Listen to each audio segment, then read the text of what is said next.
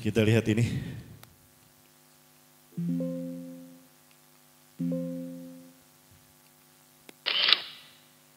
Ya, ini fakta kejadian demi kejadian bencana di muka bumi, terutama di Indonesia. Bapak Ibu, bencana alam itu merupakan bagian dari tugas malaikat Jibril.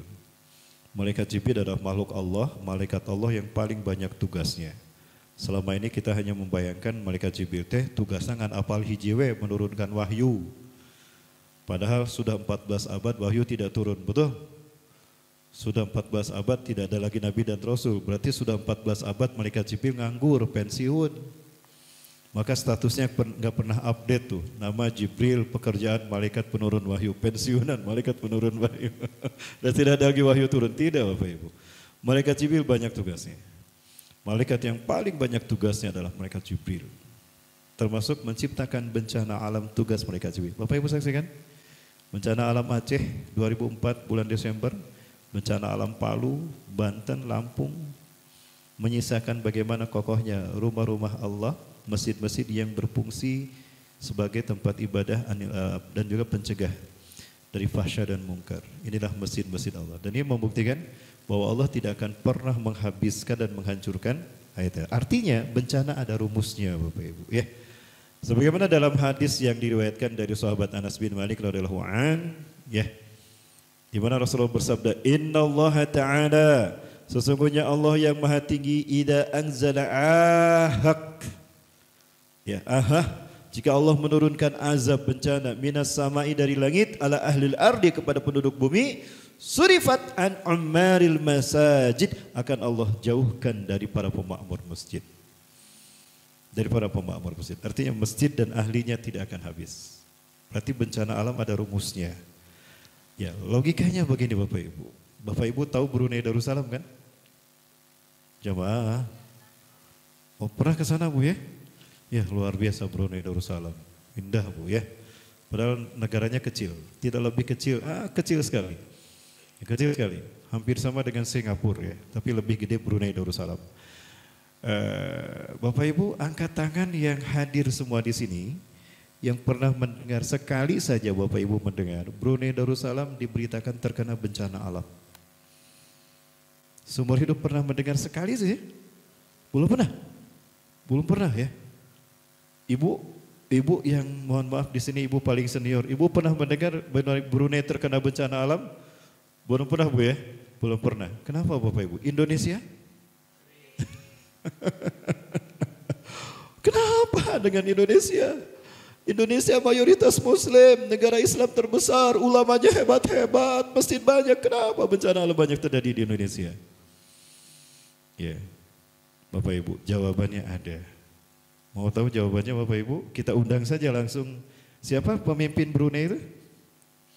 Hasan al-Bolkiah. Kita undang beliau ya. Ini saya terhubung dengan beliau nih. Siapa tadi? Sultan Hasan al-Bolkiah. Kita undang beliau. Masya Allah, ini kehormatan bagi kita ya. Raja Brunei kita undang langsung. Siaran langsung Bu dengan beliau ya. Kita tanya beliau. Ya mudah-mudahan kota kita nyambung. Ya. Menyentuh. Alhamdulillah. Tunggu dulu Sultan, saya belum bertanya. Jangan dulu dijawab.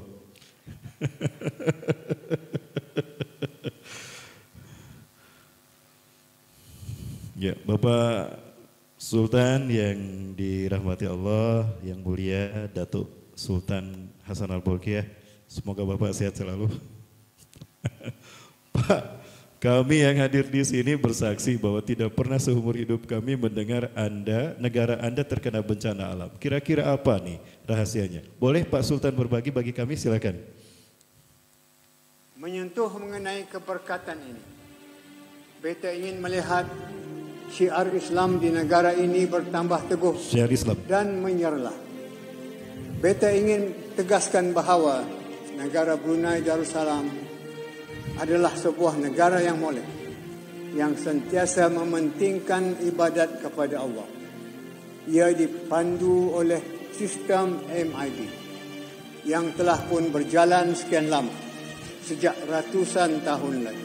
Sistem MIB juga telah terbukti amat mesra kepada dunia, sehingga siapa sahaja yang datang berkunjung ke negara ini akan beroleh pengalaman manis, dapat menikmati suasana aman dan harmoni. Pertahankanlah kebenaran dalam agama, sekalipun banyak pihak tidak menyukainya. Luar biasa itu kata-kata yang terakhir, jelek banget. Ada sementara negara entah berantah di negara Konoha, pemimpinnya mengatakan revolusi mental tidak berhasil kalau agama tidak dipisahkan dari politik. Kalau beliau mengatakan pertahankanlah kebenaran dalam agama sekalipun banyak pihak yang tidak menyukainya. Dan ternyata rahasia kenapa Brunei belum pernah terdengar oleh kita terkena bencana alam, karena Brunei Darussalam menghidupkan syariat Islam. Kasih tahu Bapak pemimpin negara Konoha tadi ya, kalau ingin tidak ada bencana, laksanakan syariat Islam di negaranya. Sepakat tidak Bapak Ibu? Halo, kemana itu ya? Nih itu terkesima kasaha itu. Oh Kak Sultan nih, Kak Sultan, Masya Allah. Bapak Ibu yang dirahmati Allah Subhanahu wa taala, Allahu Akbar. Ini adalah fakta demi fakta yang tidak bisa kita pungkiri. Sekali lagi, kenapa bangsa kita banyak terkena musibah bencana alam? Karena itu tadi, agama disingkirkan. Bahkan hari ini, ya ini duka yang sangat besar dan ancaman bagi generasi muda putra putri kita. Pelajaran agama di sekolah dihapuskan, betul? Ya, makin tidak jelas ini.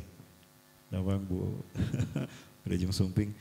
Salikna pali ditu ayat tiluan mohon alhamdulillah daramang Ibu. Mohon alhamdulillah makin ieu seueur nu ngaget dress code nu warna-warni alhamdulillah. Pemanya dress code-na di mana ya? Sami hideung ieu mah. Anu pangsaena mah itu balik dress code-na di Fajri.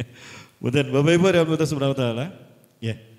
Jadi mereka ya, bagi kita makin benar, makin yakin bahwa bencana ada rumusnya. Selama kita menerapkan syariat Islam. Bapak Ibu dan Allah Taala, kita tahu bahwa Islam, ya, bahwa Islam ini dibangun melalui 5 pilar. Dan salah satu pilar itu adalah salat. Ya. Ya, ternyata salat 5 waktu itu faedahnya banyak. Dan salat itu kebutuhan kita. Orang yang paham kalau sholat adalah kebutuhan kita, maka tidak akan pernah menyia-nyiakan dan meninggalkan sholat. Kenapa demikian?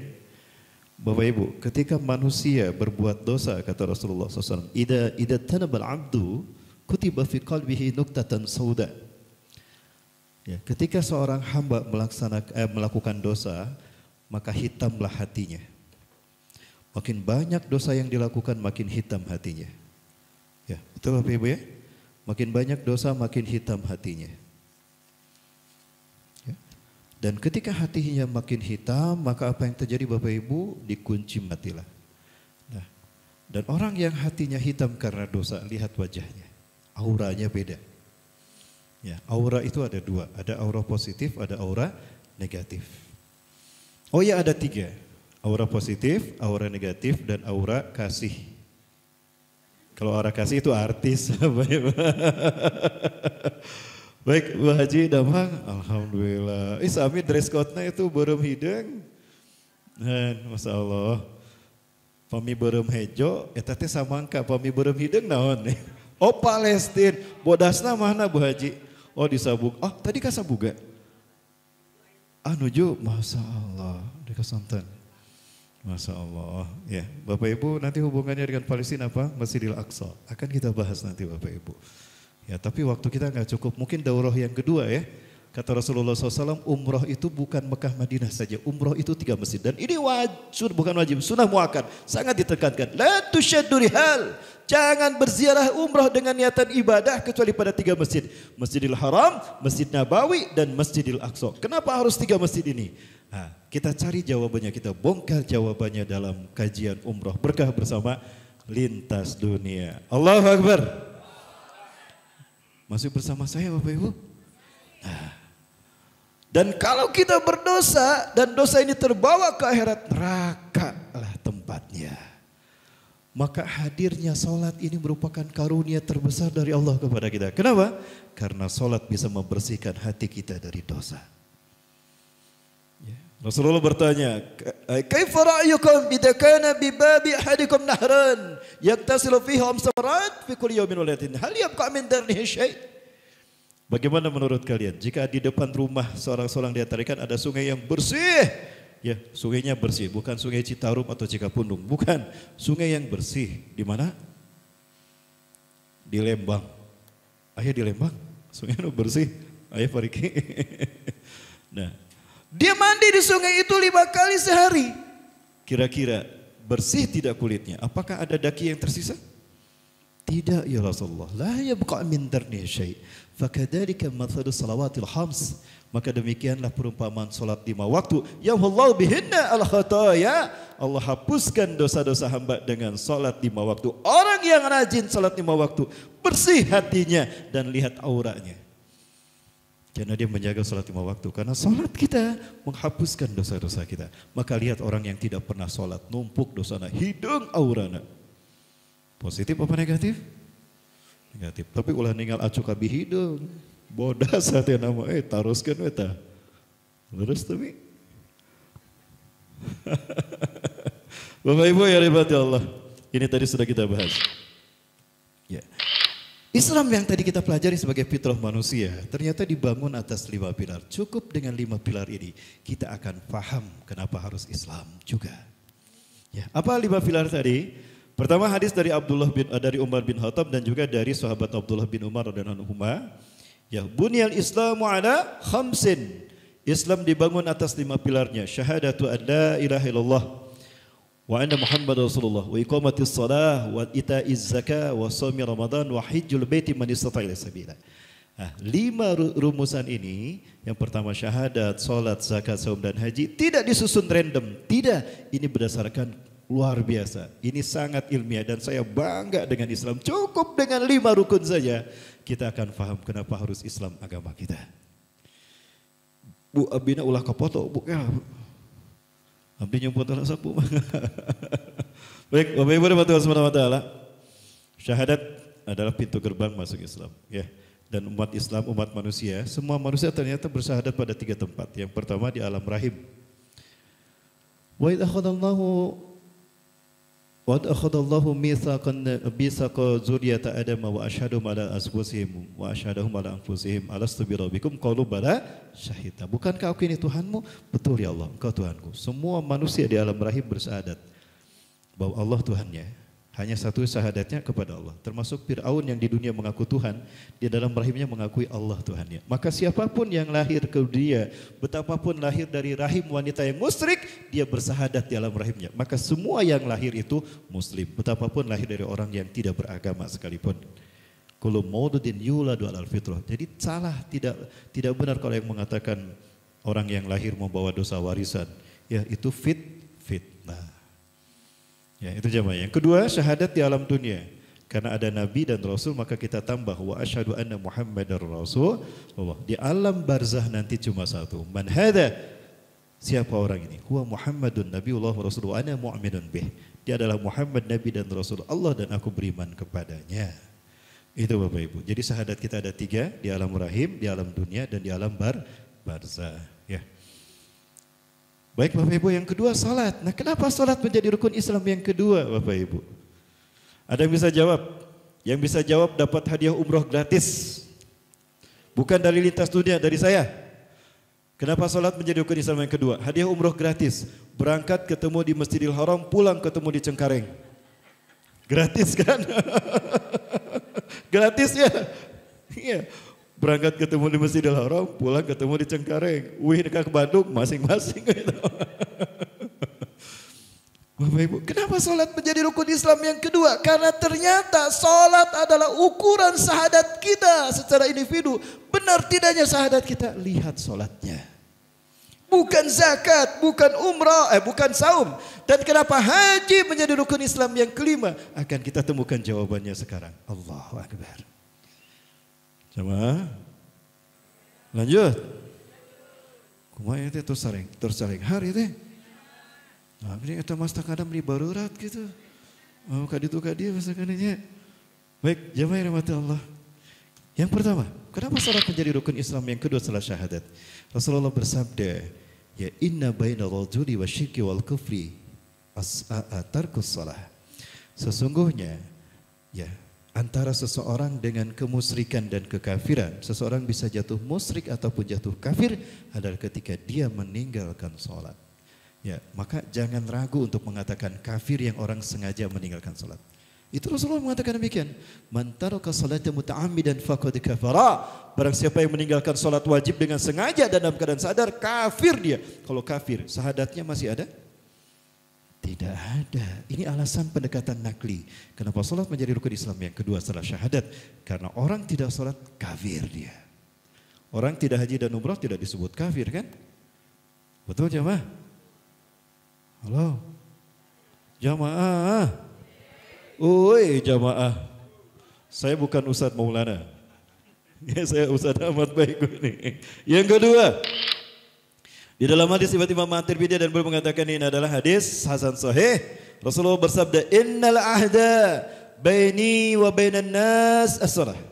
Sesungguhnya perjanjian yang mengikat antara aku dengan manusia adalah salat. Faman taraka hadhil fariidah, dan barang siapa yang meninggalkan kewajiban salatnya, maka sungguh kafirlah dia. Jadi sekarang itu banyak ketukar antara fakir miskin dengan kafir miskin. Kade, fakir miskin asnaf zakat, tapi kafir miskin itu bukan asnaf zakat, tong diberi zakat. Ini ada petugas amil zakat. Ya, sekarang tuh banyak asnaf seolah-olah dia asnaf zakat. Kan asnaf zakat mah ada 8. Ini bukan yang ke-9. Ya, beda tipis antara fakir miskin dengan kafir miskin. Ges miskin tara salat. Kafir kan? Kafir miskin. Nah, hati-hati yang ini tidak boleh di. Halo? Masih ada ya? Masih ada, subhanallah. Bapak Ibu yang dirahmati Allah Ta'ala. Ya, itu yang kedua. Kemudian, betulkah salat menjadi rukun Islam yang kedua? Kenapa salat menjadi rukun Islam yang kedua setelah syahadat? Karena salat merupakan konfigurasi utama dari konsep dasar tauhid yang dimodulasikan dalam bentuk gerakan. Allahu Akbar. Zikir dan doa. Karena salat itu sendiri artinya doa. Ya, betulkah demikian Bapak Ibu? Kita bedah satu-satu. Siap kita bedah? Yang kita bedah cuma 3. Pertama, takbiratul ihram. Kedua ruku, ketiga sujud, keempat salat, 4 berarti. Yang pertama kita bahas. Ya. Kalau kita lihat dalam kitab-kitab fikih, contohnya Subulus Salam, syarah dari kitab Bulughul Maram, karya Syekh Ibnu Hajar Al-Asqalani dari Asqalan itu Palestina yang kemarin dikuasai kaum muslimin Hamas.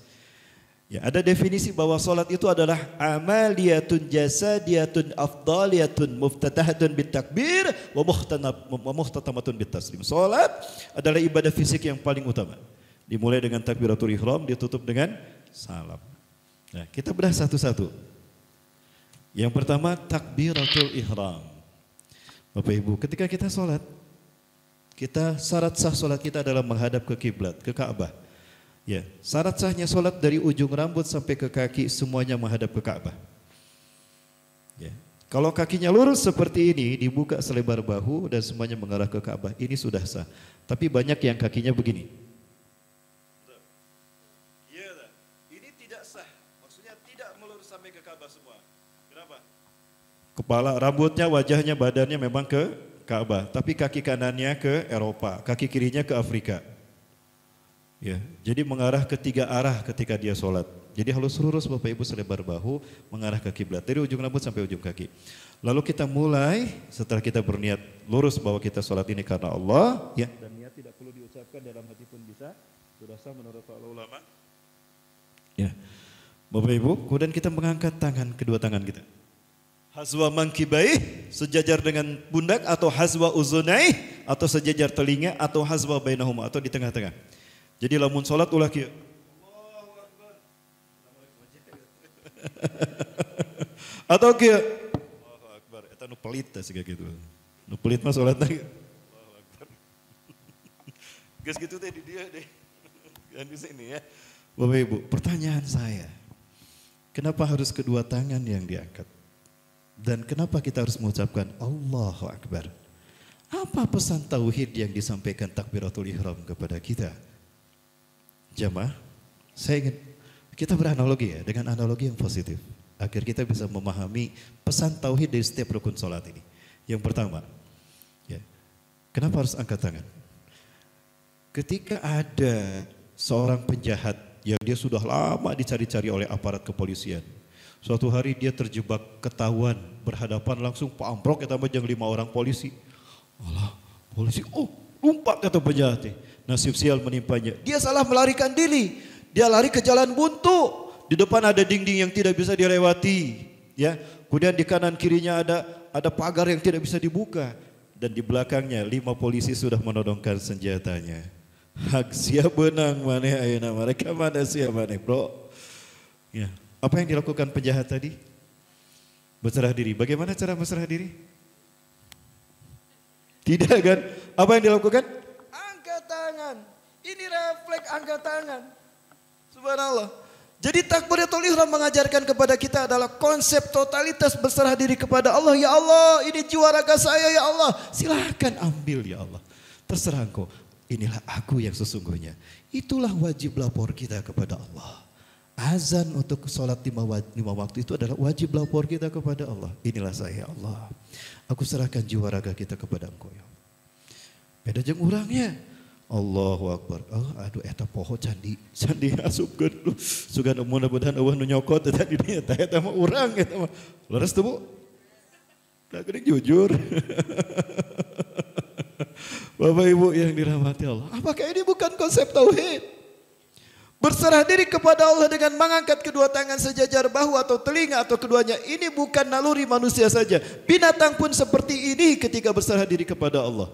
Lihat saja yang satu ini Bapak Ibu. Tuh, tingali. Kucing wae apa lamun berserah diri teh angkat tangan, betul? Siapa yang ngajarin kucing ini? Hei cing, lamun ditodong mana angkat tangan ya? Ada yang mengajarkan ini? Tidak ada.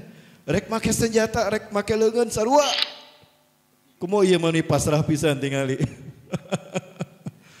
Ya, Bapak Ibu. Jadi ini adalah konsep berserah diri kepada Allah Azza wa Jalla. Apa ini bukan konsep dasar tauhid? Ini alasan kenapa sholat menjadi rukun Islam yang kedua Bapak Ibu. Karena sholat merupakan ukuran benar tidak tauhid dan syahadat kita. Ya, kemudian kenapa harus Allahu Akbar yang kita ucapkan? Kenapa tidak? Allahu Samad. Allahul Alim. Ya, kahiji teu ngeunaheun kadang-kadang. Nah, yang kedua tidak berkaitan dengan tema kita Bapak Ibu. Kenapa harus kalimat Allahu Akbar yang kita ucapkan?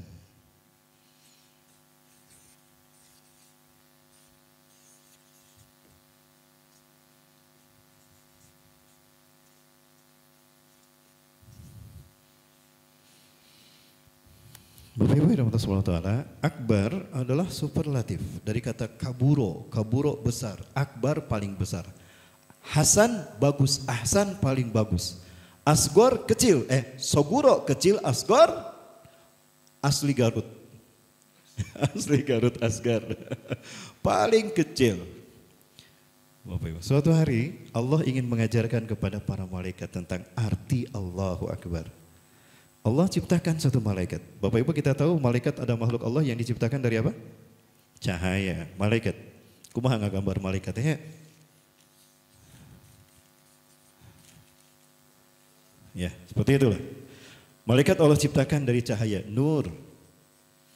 Dan cahaya itu kecepatannya 3 kali 10 pangkat 8 meter per detik. Meter per sekon. Artinya 1 detik cahaya bisa menempuh jarak 300 juta meter. 1 detik cahaya bisa menempuh 300 juta meter. Kemudian fakhalaqallahu malakan. Ya, Allah menciptakan satu malaikat yang kecepatannya 70 kali lipatnya. Artinya, andai kecepatan malaikat adalah kecepatan cahaya, berarti Allah menciptakan malaikat itu dengan kecepatan 70 dikali 3 kali 10 pangkat 8. Artinya, dia adalah makhluk tercepat di alam semesta. Betul jemaah ya?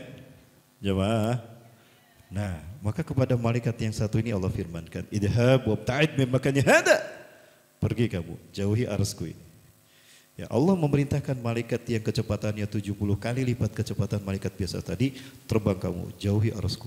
Saat jauhi. Maka dia terbang dengan kecepatan 70 kali 3 kali 10 pangkat 8. Artinya kecepatannya 21 dikali 10 pangkat 9 meter per detik. Setiap malaikat kalau Allah perintahkan, mereka mengatakan labbaika wa sa'dika ya rabbi kullu khairin biyadik. Itu jawab malaikat. Maka malaikat ini terbang dengan kecepatan dari 21 dikali 10 pangkat 9 meter per detik. Bapak Ibu, kalau seseorang meninggalkan satu benda, makin jauh benda tadi maka tampak makin kecil. Itu yang ada dalam logika malaikat tadi. Aku terbang menjauhi arus Allah. Aku sudah terbang dengan kecepatan 3 kali 10 pangkat 8, 3 kali 10 pangkat 8 kali 70. Berarti aku sudah menjauhi arus Allah. Sekarang arus Allah akan terlihat kecil. Tapi apa yang terjadi ketika dia membalikan badannya? Arus Allah tidak berubah sedikit pun. Arus Allah tidak berubah sedikit pun. Spontan tangannya begini. Allahu Akbar. Spontan tangannya begini. Allahu Akbar. Dia mengucapkan Allah Maha Besar. Arus Allah tidak berubah. Padahal dia sudah terbang dengan kecepatan luar biasa 70 kali 3 kali 10 pangkat 8 meter per detik. Suganku dulu lebih gancang. Dia ngawahan. Saking cepatnya doer ya bibirnya ketebak angin gitu.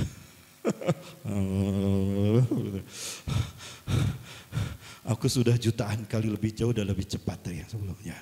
Sekarang arus Allah pasti mengecil. Dia balik badan lagi dan apa yang terjadi? Allahu Akbar. Kembali dia mengangkat tangannya. Allahu Akbar. Arus Allah tidak berubah. Tetap seolah-olah dia tidak pernah terbang. Menjauhi arus Allah. Kata Allah, ihab, wabta'id bimakani hada. Terbang kamu jauhi arusku. Labbaika wa sa'dika ya Rabb. Kullu khairin biyadik. Baik ya Allah. Maka malaikat ini terbang lagi. Sampai habis tenaganya. Dia sudah tidak bisa terbang lagi. Dengan susah payah dia membalikan badannya. Ketika dia membalikan badannya, maka apa yang terjadi? Arus Allah tidak berubah. Beres malaikat. Plek. Bapak Ibu, apa hikmah dari kisah ini? Makhluk Allah yang tercepat saja tidak bisa mengukur seberapa besar arus Allah. Lalu bagaimana dengan besarnya Allah yang sesungguhnya? Itulah arti dari Allahu Akbar. Jamaah, terbayang tidak bagaimana maha besarnya Allah? Kalau sudah sebesar itu Allah, ya, arti Allahu Akbar, pantaskah kita takut kepada makhluk Allah? Bapak Ibu, demi Allah, itulah yang diajarkan oleh takbiratul ihram tentang tauhid. Jemaah, masih bersama saya? Ada satu kisah yang menarik untuk kita ambil ibrah dan pelajaran yang sangat berharga terkait dengan bagaimana dahsyatnya, ya, arti takbiratul ihram. Betulkah demikian? Jangan kemana-mana, tetap bersama saya setelah yang satu ini. Ya, iklan. Kan sinetron kayak ya iklan. Ya. Jadi ngalah iklan. Supados naon Bapak Ibu? Supados ya rame lah sinetron nanya. There's a story mentioned by Imam al-Dhahabi in Sir Alam al-Nubala. He says there was a group of people who were traveling at night. They came to this valley and there were some woods. So they were getting themselves ready to sleep. As they were preparing themselves, a lion came about. So they jumped up onto the trees, taking shelter. But there was one person who had already started his Qiyam al-Layl, who was praying Qiyam al-Layl. The lion came, the man did not move. He kept praying. So the lion was walking around, he turned around the guy, and then he left. When these guys came down, they said, "You're crazy." And by the way, I'm just paraphrasing and using my own words. Put it in context. They said, "The lion was here, you didn't move." He said, "Wallahi, I felt shy that I'm standing before Allah subhanahu wa ta'ala and I fear something else. استحييت من الله أن أقف بين يديه ثم أخاف خلقا من خلقه." I was shy that I stand in front of Allah and I fear one of His creation. What level of focus on khushu'?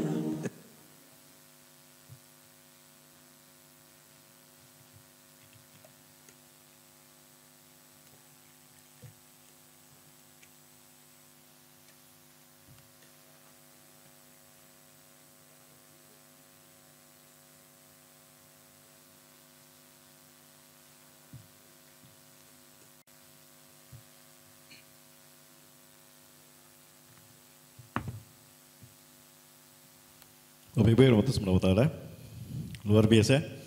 Itu adalah kisah di dalam kitab Sir Alamin Nubala, cerita kemuliaan orang-orang yang mulia. Karya Syekh Adz-Dzahabi rahimahullah. Ini diceritakan ada sekelompok orang yang menempuh satu perjalanan yang sangat jauh. Perjalanan belum sampai pada tempat tujuan. Namun hari sudah larut malam dan mereka terjebak di tengah-tengah hutan. Istirahat mereka untuk siap-siap tidur. Namun ada salah satu dari mereka bukannya tidur, tapi malah sholat qiyamul lail, sholat tahajud. Allahu Akbar. Di saat orang yang tadi baru selesai takbir Allahu Akbar, yang teman-temannya tidur, karek merem gitu, tiba-tiba terdengar ada aungan singa. Siamane daging negara rede mereka dihakan sia ke urang. Begitu mendengar aungan singa, mereka lari tuh. Ya harisun hadal fahad ayyasaddamaham. Begitu bersemangat singa ini menerkam orang-orang yang tadi mau tidur. Tapi mereka naik semuanya ke pohon dan alhamdulillah mereka selamat. Bayangkan, kepada orang yang tidur mereka singa ini bersama seolah-olah sangat ingin menerkamnya. Ya, tapi mereka berhasil menyelamatkan diri naik ke pohon. Lalu dia berbalik ke arah orang yang sedang sholat tahajud. Tapi kepada orang yang tahajud ini tidak menerkamnya. Dia hanya mendekati dan keliling-keliling. Oh iya makar sholat. Kernyembah pangeran orang sarua atau mau diganggu rek indit subhanallah. Bayangkan Bapak Ibu. Singa saja faham. Orang yang sholat ulah diganggu. Dar ya maya nu ngaganggu sholat berarti leuwih hina tibatan. Tah subhanallah. Teman-temannya, itu seujak, mana lain lompat sih, ada singa di tukanan mana, aduh, untung singa na lompat, hari mana lain dibatalkan sholat, lompat sih mana tadi hampir singa mana menerkam kamu, gila kamu ya, kenapa kamu tidak lari menyelamatkan diri? Apa jawaban orang yang sholat tadi? Luar biasa, inilah khusyuk tingkat tinggi jemaah, inilah tauhid tingkat atas, tingkat tinggi. Apa kata orang yang tadi salat? Astahiyatu minallah an akifa baina yaday summa halkan min halqih. Aku malu kepada Allah ketika aku berhadapan dengan Allah dengan salatku. Ya, lalu datang singa. Pantaskah aku takut kepada singa sementara singa dan aku sama-sama makhluk Allah? Allah lah yang harus aku takuti bukan singa itu. Jadi ketika aku lari malu sama Allah aku. Jadi cicing tadi. Nah, singa paham getaran tauhid itu Bapak Ibu sekalian, maka singa tidak mengganggunya. Lamun orang kumaha? Alah si eta cucunguk tong singa cucunguk. Tong ka dieu si urang keur salat. Kalau buru-buru salat tadi bereskeun lumpat aya cucunguk. Bapak Ibu luar biasa tingkat khusyuk yang sangat tinggi. Ya, dia tidak takut kepada singa tapi lebih takut kepada Allah. Itulah tadi pesan dari tauhid takbiratul ihram. Allahu Akbar. Pertanyaan saya, sudahkah kita menghadirkan kehusuan semacam itu ketika kita memulai sholat kita dengan takbiratul ihram? Jamaah. Anu aya mah bener eta teh. Eta kunci motor teh dina jaket koneng gigireun batu. Sia gara-gara kunci motor urang jadi masbuk sarokaat. Tah eta urang. Fisik nepi ke masjid, jiwa diimahkan dengan kunci motor kemana? Apakah khusyuk? Tidak Bapak Ibu. Allahu Akbar. Inilah sholat jamaah. Masih ada waktu? Jamaah. Kumaha lajeng ya teh? Oh surga nih ya. Lanjut itu Pak. Masih lanjut Pak? Lanjut. Masya Allah. Baik kita percepat Bapak Ibu. Itu takbiratul ihram. Ya. Berikutnya apa lagi? Rukun yang kedua adalah ruku. Yang ini tidak saya matikan. Nanti ternyata posisi Mekah di permukaan bumi itu diukur dari manapun. Hasilnya 1,618. Dan posisi Ka'bah di Mekah itu pun sama. Diukur dari manapun hasilnya 1,618. Allahu Akbar. Allah mendesain alam semesta termasuk mendesain bumi. Mendesain kita dengan rumus tauhid 1,618. Pi konstan. Kenapa demikian? Karena Tuhan pencipta matematika adalah Allah Subhanahu wa taala. Coba. Lanjutnya Bapak Ibu. Subhanallah. Lanjut Bapak Ibu. Baik.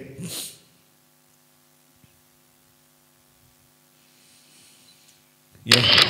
Jadi kunci juga paham ya Bu ya. Kalau menyerahkan diri harus angkat tangan. Ini adalah mujahid Palestina yang melakukan intifadah. Dia sudah ditakut-takuti dengan senjata, dia tidak membatalkan sholatnya. Sehingga dia mati dalam keadaan dibakar hidup-hidup. Bayangkan Bapak Ibu. Lagi sholat dia tidak membatalkan sholatnya. Ya, subhanallah. Rukun Islam yang kedua adalah ruku. Apa pesan tauhid yang disampaikan ruku kepada kita? Ketika kita ruku, mulut kita, perut kita dan yang di bawah perut sejajar. Betul? Ruku yang betul itu adalah lurus Bapak Ibu. Tinggal ditekuk saja pinggang kita. Kita berdiri lurus, tegak lurus dan tekuk pinggang kita. Tahan dengan pandangan kita ke arah tempat sujud. Ya. Kiai saya dulu ngoji saya itu dengan meletakkan gelas di atas punggung kita. Ya benar tuh maneh rukuna, eta gelas disimpan ya, sanes gelas naon eta teh? Cangkir. Dikucurkeun cai teh. Pinoh teh lamun miring bahaya jibruk teh baju. Ya, Bapak Ibu, ketika kita ruku, mulut kita, perut kita dan di bawah perut kita sejajar. Apa pesan ruku tentang tauhid kepada kita? Ruku mengajarkan kita tentang sifat Allah Ar-Razik dan As-Samad. Ar-Razik tidak ada yang bisa memberikan kelezatan makanan dan minuman yang kita nikmati dengan mulut kita. Kenyang di perut kita. Dan kenikmatan syahwat di bawah perut kita. Melainkan cuma Allah yang memberikan karunia itu. Ar-Razik. Betul? Ada selain Allah yang memberikan itu? Dari mana datangnya makanan minuman yang membuat terasa lezat dalam mulut kita? Allah. Ya, dari mana datangnya makanan yang membuat perut kita kenyang? Allah. Syahwat, kenikmatan syahwat? Allah. Ya, tanpa terpenuhinya kebutuhan mulut, perut dan di bawah perut tidak mungkin kita bisa hidup. Kita bergantung kepada pemberian Allah, pada karunia Allah supaya kita bisa hidup. Betul? Inilah konsep tauhid yang diajarkan ruku kepada kita. Subhanallah. Apakah ini bukan konsep tauhid? Puncak dari gerakan sholat kita adalah sujud Bapak Ibu. Ya, sujud. Oh iya ada. Lupa saya. Ketika kita sujud, ketika kita berdiri Bapak Ibu. Kita tidak pernah meletakkan kepala kita lebih rendah dari bahu kita. Sugan coplokeun elak cangkel kalunya di luhur plek. Tidak kan? Seorang raja ketika dinobatkan sebagai raja, diinaugurasikan sebagai raja, itu mahkota disimpan di mana? Di cangkeng, di pundak atau di kepala? Kepala. Kenapa di kepala? Karena kepala simbol kehormatan kita. Tapi apa jadinya ketika kita sujud? Allah perintahkan kita meletakkan kening kita di tempat yang kita injak dengan tanah. Sujud. Artinya apa? Sujud mengajarkan pada kita tentang konsep tauhid bahwa tidak layak manusia sombong di muka bumi. Pangkat, jabatan, harta, apapun kecantikan, ketampanan itu karunia Allah. Yang berhak sombong itu Allah Azza wa Jalla. Ketika kita sholat, ketika kita sujud luar biasa. Rek jenderal, rek bawahan, presiden, tukang siapapun sama kan sujud kepada Allah Subhanahu wa taala. Ya, hanya Allah yang berhak sombong dan inilah yang ditolak oleh iblis untuk sujud pada Nabi Adam. Apakah ini bukan konsep tauhid? Konsep tauhid Bapak Ibu. Kemudian Bapak Ibu saya mohon maaf, saya menyelesaikan ini nanti di termin sesudah duhur kita bahas, sesudah isoma nanti kita bahas keutamaan Mekah, Madinah dan Masjidil Aqsa. Kenapa harus 3 masjid itu? Dan kenapa umroh haji itu harus ke Mekah? Ya, tidak ke Purwakarta tadinya. Nanti kita bahas sesudah zuhur, ya, sesudah zuhur. Jadi jangan kemana-mana. Dan ini tetap menarik Bapak Ibu sekalian Allah. Nah baik, rukun Islam. Rukun solat yang terakhir adalah salam. Ya, salam. Kita menutup rangkaian solat kita dengan salam ke kanan, Assalamualaikum warahmatullahi wabarakatuh. Dan salam ke kiri, Assalamualaikum warahmatullahi wabarakatuh. Apa pesan tauhid yang disampaikan salam kepada kita? Salam itu diambil dari kata salima yaslimu salamatan wassalaman. Artinya selamat sejahtera. Salam memberikan pesan kepada kita. Siapapun yang bisa mengaplikasikan, mengamalkan nilai-nilai salat mulai dari takbiratul ihram sampai tasyahud, sampai salam sendiri bahkan dalam kehidupan di luar salat, Allah menjamin keselamatan di 2 alam. Selamat di dunia, selamat di akhirat. Maka ketika kita salam ke kanan, Assalamualaikum warahmatullahi wabarakatuh, jaminan keselamatan hidup di dunia. Assalamualaikum warahmatullahi wabarakatuh, jaminan keselamatan hidup di akhirat. Ya, makanya kata Rasulullah SAW, ya, Awwalu ma inna awwala ma yuhassabu bil abdu yaumal qiyamati as-shalah. Sesungguhnya amalan yang pertama kali dihisab dari seorang hamba adalah salat, Bapak Ibu. Salatnya. Faman idza saluhat faqad taba wa najaha. Apabila salatnya benar, beruntunglah dia dan selamatlah dia. Kenapa beruntung Bapak Ibu? Salat itu lokomotif. Lokomotif yang membawa gerbong di belakangnya kan? Sebanyak apapun gerbongnya, kalau ada lokomotif dan lokomotifnya berfungsi, maka gerbong tadi sampai ke stasiun tujuan. Sebanyak apapun amal perbuatan kita sebelum sholat 5 waktu, nah sebentar lagi, amalan kita ini amal baik kan, amal soleh, nanti akan dikirimkan kepada Allah lewat sholat kita. Sholat duhur kita nanti. Karena sholat ini lokomotif. Kalau sholatnya beres, beruntung dia. Kenapa? Semua kebaikannya sampai ke akhirat. Jadi di akhirat dia tinggal menikmati pahala kebaikan yang dia lakukan di dunia. Karena sholatnya beres, gerbongnya beres. Tapi orang yang sholatnya rusak, maka lokomotifnya rusak. Sebanyak apapun gerbong, walaupun hanya satu gerbongnya, tidak sampai ke stasiun, tidak sampai ke akhirat. Rugi tidak? Rugi, amalnya terhancur di dunia amalnya. Rugi dia pada banyak amalnya, karena sholatnya rusak. Ya. Selamat dia ketika di akhirat kalau sholatnya betul. Kenapa sholatnya betul? Dia beruntung selamat. Kenapa dia selamat ketika sholatnya beres? Ya, sholat itu konsep dasar tauhid dan syarat orang masuk surga, syarat orang mendapatkan syafaat adalah punya tauhid. Ketika orang sholatnya rusak, hancur tauhidnya, dia tidak mendapatkan tiket surga. Rugi kan? Rugi. Celaka. Ini Bapak Ibu yang dirahmati Allah. Ya, konsep tauhid yang diajarkan oleh salat. Tapi fenomena akhir zaman tadi, orang lebih tertarik jogging ketimbang salat berjamaah di masjid. Betul? Fenomena zaman sekarang orang tertarik jogging ketimbang salat 5 waktu berjamaah di masjid. Betul tidak? Padahal jogging mah jauh 5 km. Ari ke masjid mah 100 meter. Tapi banyak yang pilih 5 km. Nah, aya door prize na naon? Tong umroh atuh. Jadi salat eleh ku umroh. Ieu mah jogging. Tiketna naon? Aya kulkas, aya TV, aya motor, aya kunci mobil, kan kuncina hungkul. Mobil mah teuing ka mana? Datang pangheulana, ari salat ke masjid ngan 100 meter. Teu datang, sugan kudu digotong make pasaran. Betul Bapak Ibu? Ini fenomena zaman sekarang. Ya. Kalau kita berat melangkahkan kaki kita menuju kebaikan. Kalau kita berat melangkahkan kaki kita menuju ke masjid. Kalau kita berat melangkahkan kaki kita untuk umroh. Ari umroh meni hese, ari kaliburan ka Seoul, ka Manado, ka Sydney. Oh eta mah berkali-kali, ka Turki berkali-kali. Tapi ari ka Mekah jeung Madinah meni hese, nu datang ieu-ieu deui. Betul ya Bapak Ibu? Ketika kita berat melangkahkan kaki kita menuju kebaikan, maka jangan harap kaki kita nanti menuntun kita ke surga di akhirat.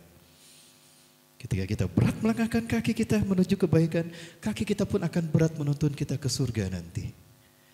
Dan ketika kita mudah melangkahkan kaki kita menuju maksiat, maka nerakalah yang akan menjadi tujuan yang dituntun kaki kita. Kita mendapatkan apa yang kita lakukan, betul? Ya. Kullu nafsin bima kasabat rahin. Ya, la maka sabat wala bakta sabat. Betul Bapak Ibu? Allahu Akbar. Jamaah yang rahmati Allah Subhanahu wa taala. Keajaiban terjadi jamaah. Jamaah yang rahmati Allah. Ini ada hadis qudsi yang saya temukan di dalam kitab Ar-Ra'isul Majalis karya Syekh Ats-Tsalabi rahimahullah. Di sini ada hadis qudsi. Allah berfirman dan ini adalah tugas pertama dari Allah kepada Nabi Adam alaihissalam. Ya Adam, ini ladaya baitun bi Bakkatal mubarakah allati tusawi arsyhada hai Adam. Aku punya satu rumah Ka'bah di Mekah yang aku berkahi. Yang mana Mekahku itu lurus dengan arsku. Allahu Akbar. Jamaah yang dimati Allah.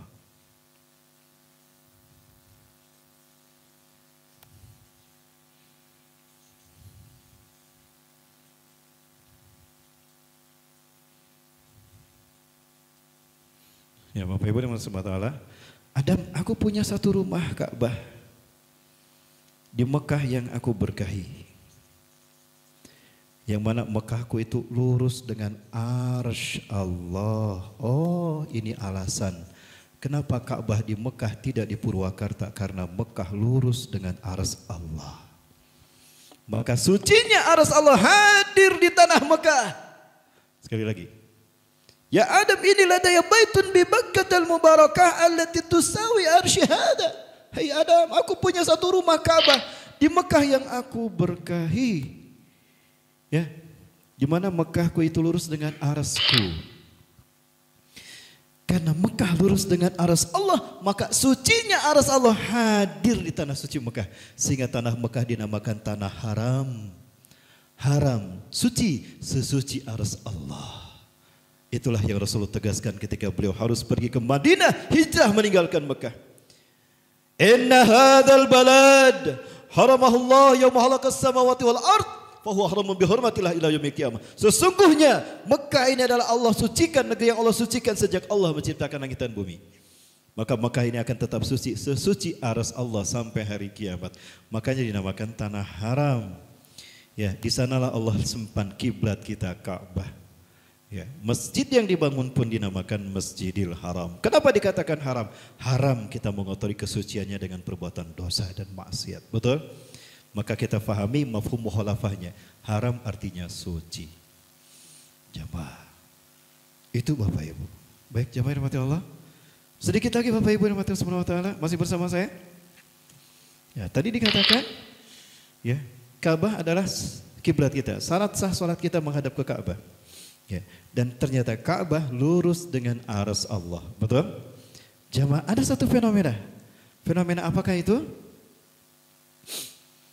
Azan adalah panggilan untuk sholat 5 waktu, betul? Kalau kita renungkan, Bapak Ibu, pernahkah kita merenungkan bahwa ternyata azan tidak pernah berhenti setiap detik? Betul tidak Bapak Ibu? Azan tidak pernah berhenti setiap detik, kita buktikan. Ya, ini buktinya.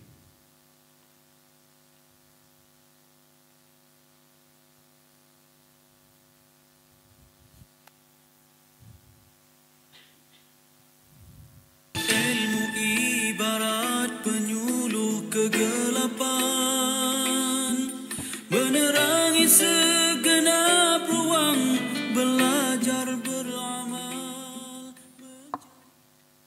Bermula dengan laungan azan subuh di timur Indonesia di Kepulauan Silibis pada jam 5.30 pagi. Beribu surau dan masjid bersahutan mengumandangkan azan. Antara timur dan barat Kepulauan Jawa mempunyai perbezaan waktu sebanyak 1,5 jam. Azan akan bersahutan dalam jangka waktu ini, diikuti oleh Sumatera. Sebelum ianya berakhir di Indonesia, ia telah bermula di Malaysia, diikuti oleh Myanmar dan China. Dalam waktu 1 jam setelah ia bermula di Jakarta, azan bermula di Dhaka, Bangladesh dan berlarutan hingga ke barat India. Dari Kolkata ke Lucknow, seterusnya ke Mumbai dan Srinagar dan keseluruhan Kashmir. Seluruh bandar ke utara Pakistan juga mula mengumandangkan azan terus bersahutan. Sebelum azan berakhir di Pakistan, ia pula bermula di Afghanistan dan Muscat. Antara Muscat dan Baghdad, perbezaan waktu ialah 1 jam. Dan dalam waktu sejam ini, azan subuh mula berkumandang di United Arab Emirates, Kuwait, Yemen, Somalia dan Saudi Arabia. Antara Baghdad dan Kahira di Mesir mempunyai jangka perbezaan waktu juga 1 jam. Azan masih berkumandang di Syria, Jordan dan Sudan dalam jangka waktu itu. Kahira dan Istanbul terletak dalam jangka waktu yang sama. Antara timur dan barat Turki mempunyai jangka masa sebanyak 1,5 jam. Kahira dan Tripoli, ibu kota Libya, mempunyai 1 jam perbezaan waktu. Dari Libya, azan bersambung ke Tunisia, Algeria, Rabat, ibu negara Morocco dan Marrakesh. Proses seruan azan berterusan silih berganti menyelubungi seluruh negara Afrika. Laungan azan yang bermula di timur Indonesia waktu subuh sampai ke perairan lautan Atlantik selepas 9 jam. Tetapi sejurus sebelum azan dikumandangkan di perairan lautan Atlantik, ianya telah bermula kembali di timur Indonesia menandakan masuk waktu zuhur. Baik-baik Allah SWT. Luar biasa. Oh, ternyata azan tidak pernah berhenti setiap detik, betul? Artinya tidak pernah berhenti orang-orang berkumandang di muka bumi ini. Allah, Allah, Allah, terus kan Allah, Allah, luar biasa. Sepanjang waktu Allah selalu disebut. Dan jika ini berhenti, kiamat terjadi. Apa kata Rasulullah SAW? La taqumu sa'atu hatta la yuqala fil ardi Allahu Allah. Kiamat tidak akan terjadi, melainkan kita tidak lagi mendengar kalimat Allah diucapkan di muka bumi. Jadi kadek, namun Bapak Ibu dongkap ke hiji tempat, ayah adan tak kiamat kejadian dirinya. Ayah nama temenang make speaker keluar kan. Berarti eta pejabat kiamat diheula Bapak Ibu. Amin. Jadi lamun ada pejabat yang melarang azan dikumandangkan pakai speaker, kita doakan kiamat duluan. Amin. Apa jawabannya? Amin. Kumaha itu? Sami itu. Nijara rumah itu. Bentennya ibu-ibunya. Ya pejabatnya maksud saya yang kiamat duluan ya. Amin. Diganti sama amin. Kumaha itu connect itu. Connect. Antara runduh jadi itu connect Bapak Ibunya. Lejeng suping Bu Haji. Ya. Nah Bapak Ibu, maka apa yang terjadi dengan sholat? Ketika azan tidak pernah berhenti, berarti sholat pun tidak pernah berhenti setiap detik, betul? Bapak Ibu ingat, kita adalah makhluk transmitter energi. Bapak Ibu, kita adalah makhluk transmitter energi. Ketika kita sholat, kita sebetulnya sedang mengirimkan energi iman Islam kita, energi tauhid kita dalam bentuk gelombang iman dan Islam. Allahu Akbar. Bapak Ibu yang membuat saya bangga menjadi seorang muslim Bapak Ibu. Luar biasa. Inilah kaitan antara sholat dengan ibadah umroh dan haji Bapak Ibu.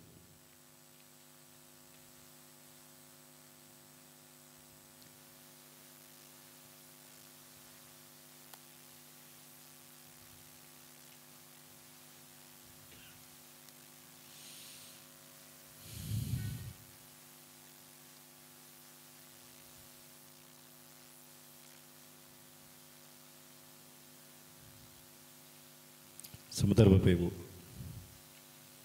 Kemana ya?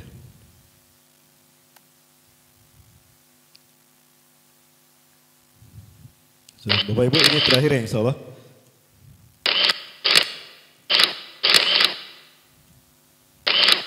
Bapak Ibu rahmatullahi wabarakatuh. Ya ketika kita sholat tidak pernah berhenti, maka tidak henti-hentinya setiap muslim di seluruh penjuru dunia mengirimkan energi sholatnya ke Ka'bah, betul? Karena kiblatnya Ka'bah. Ya, dan tadi ingat kenapa Ka'bah ada di Mekah? Karena Mekah lurus dengan arsy Allah, sehingga sucinya arsy Allah hadir di tanah suci Mekah. Sehingga tanah Mekah dinamakan tanah haram dan masjidnya pun dinamakan Masjidil Haram. Nah Bapak Ibu, sholat tidak pernah berhenti dikirimkan. Energi iman manusia ngumpul di Ka'bah. Kemudian kapanpun kita datang mengunjungi Ka'bah, tawaf pun tidak pernah berhenti setiap detik. Ada yang menyadari itu tidak Bapak Ibu? Kita mau datang jam berapapun ke Masjidil Haram, kan kita ibadah umroh sedatangnya kita ke tanah suci Mekah, betul? Kita lalu siap-siap sudah berniat ihram, bahkan kita sudah berpakaian ihram di mikot. Biasanya kita mikot mana? Bir Ali kan di Madinah kan? Al-Juhfah. Ya, Bapak Ibu, maka ketika kita datang ke Masjidil Haram, itu sudah ke Mekah, ke Ka'bah, itu sudah ada tawaf. Tawaf tidak pernah berhenti setiap detik. Yang menghentikan tawaf adalah azan. Kalau ini sudah azan, kita boleh menangguhkan. Karena ada beberapa perkara yang sholat boleh ditangguhkan. Sholat wajib boleh ditangguhkan beberapa menit. Satu, kajian majelis ilmu. Kedua, perang. Ketiga, musim dingin. Keempat, turun hujan. Kita boleh lanjut sedikit lagi Bapak Ibu ya. Karena nanti pada zuhur kita bahas tentang keutamaan Mekah, Madinah dan Masjidil Aqsa berdasarkan hadis Rasulullah dari Abu Hurairah. Masih bersama saya Bapak Ibu? Lanjut. Baik Bapak Ibu, ya dia yang dibatal. Nah, jadi, sudah azan? Ibu tadi saya dengar, saya sampaikan Bapak Ibu, Rasulullah pernah menangguhkan sholat 5 atau 10 menit atau 15 menit ketika satu majelis ilmu. Ini majelis ilmu kan?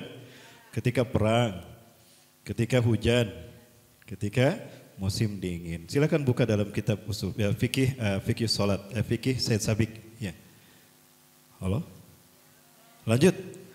Ya, kita hanya ini sudah sampai terakhir materi kita. Nanti pada zuhur kita materi yang beda lagi. Bapak Ibu rahmatullah, artinya tawaf tidak pernah berhenti setiap detik, betul? Dan apa itu tawaf? Tawaf adalah berputar mengelilingi Ka'bah berlawanan dengan arah jarum jam, betul? Dari mana kita tahu? Para sahabat menyaksikan. Karena Nabi sallallahu alaihi wasallam ja'ala al-Ka'bata fi shimali hina ma yatufuha. Adalah Nabi SAW terlihat menjadikan Ka'bah di sebelah kirinya ketika beliau memutarinya tawaf. Berarti perputarannya berlawanan dengan arah jarum jam. Berlawanan dengan arah jarum jam. Bapak Ibu, ada hukum Allah. Ketika energi yang ngumpul di satu titik, energi sholat kita kirim setiap detik, tidak pernah berhenti orang mengirimkan energi sholatnya. Diputar berlawanan dengan arah jarum jam oleh oleh tawaf, maka akan terjadi lompatan energi yang arah energi tadi diarahkan oleh ibu jari. Di atas Ka'bah ada apa? Aras Allah. Di atas Ka'bah ada aras Allah. Berarti sholat kita yang kita kirim setiap detik ada laporan, ya Allah inilah saya. Betul, tadi sudah kita bahas kan takbiratul, inilah saya ya Allah, ini jemaat iman Islam saya. Dikirim dengan sholat kita ke Ka'bah, numpuk di Ka'bah. Lalu diputar oleh orang yang tawaf. Maka dia terlempar energinya sampailah ke aras Allah. Satu keliling kita tawaf, 1 lapis langit terlewati. 7 keliling kita tawaf, 7 lapis langit terlewati. Sampailah iman Islam kita kepada Allah. Maka saat itu salat kita, tawaf kita, umrah kita, haji kita mengirimkan laporan iman Islam kita setiap hari. Allah menerima catatan iman Islam kita. Ya, makanya ketika kita datang mengunjungi Baitullah, apa yang kita ucapkan kalimat talbiyahnya? Labbaik Allahumma labbaik. Ya Allah, inilah aku ya Allah. Kami penuhi panggilanmu, ini saya. Yang selama hidup ini saya mengirimkan iman Islam saya. Betul ini kamu. Maka wajah kita harus ada di sisi Allah. Bagaimana cara kita mengirim wajah kita? Tawaf dimulai dari titik yang searah dengan Hajar Aswad. Betul? Dan itu ada tanda lampu hijau di sebelah kanan di dinding Masjidil Haram. Betul Bapak Ibu? Satu keliling kita tawaf ketika kita memulai dari Hajar Aswad dan sampai kembali ke Hajar Aswad. Dan ketika sampai di Hajar Aswad kita disunahkan untuk satu istilam. Ya. Iqbalul wajhi ilal Hajar Aswad. Menghadapkan wajah kita ke Hajar Aswad, bahkan kalau bisa menciumnya. Bismillahirrahmanirrahim. Atau kita istilam, hadapkan wajah kita ke arah Ka'bah, ke arah Hajar Aswad. Ya, by kiss, bukan kiss by kiss. Bismillahirrahmanirrahim. Pertanyaan saya, apa hubungannya mencium Hajar Aswad dengan ibadah tauhid? Apa Bapak Ibu? Bapak Ibu yang dirahmati Allah, ketika Nabi Ibrahim mendirikan Ka'bah, ternyata Hajar Aswad pertama kali diterima oleh Nabi Ibrahim warnanya putih. Silakan buka riwayat sejarah Hajar Aswad. Pertama kali diterima Nabi Ibrahim warnanya apa? Putih. Sekarang warnanya apa? Kenapa berubah menjadi hitam? Menyedot dosa? Bukan Bapak Ibu, bukan. Lihat lampu ini. Ternyata Hajar Aswad adalah batu yang bukan dari kosmos bumi. Dia dari luar kosmos bumi, artinya dari sisi Allah. Di mana batu Hajar Aswad memancarkan gelombang radiasi pendek. Ya. Jadi Hajar Aswad ini memancarkan gelombang radiasi pendek di setiap permukaannya yang jarak gelombang radiasinya adalah 10.000 kaki. Artinya apa? 3,3 kilometer. Artinya apa? Apabila ada benda sejauh 3,3 km tersentuh oleh gelombang radiasi pendek yang terpancar dari semua permukaan Hajar Aswad, benda itu akan terekam. Ketika kita mencium Hajar Aswad, Bismillahirrahmanirrahim, Hajar Aswad akan jepret merekam wajah kita. Maka ketika kita Islam, hadapkan wajah kita ke arah Hajar Aswad. Bismillahirrahmanirrahim. Kadang ulah kieu. Jadi kan nuka tinggalin kan ceulina hungkul. Maka kita harus menghadap Hajar Aswad. Bismillahirrahmanirrahim. Harus terlihat wajah kita. Jepret. Makin banyak wajah yang terekam oleh gelombang radiasi Hajar Aswad ini, makin hitam. Nanti di Yaumul Hisab, Imam Asy-Syafi'i rahimahullah berkata, Hajar Aswad akan memperlihatkan wajah orang-orang yang mendatangi Baitullah.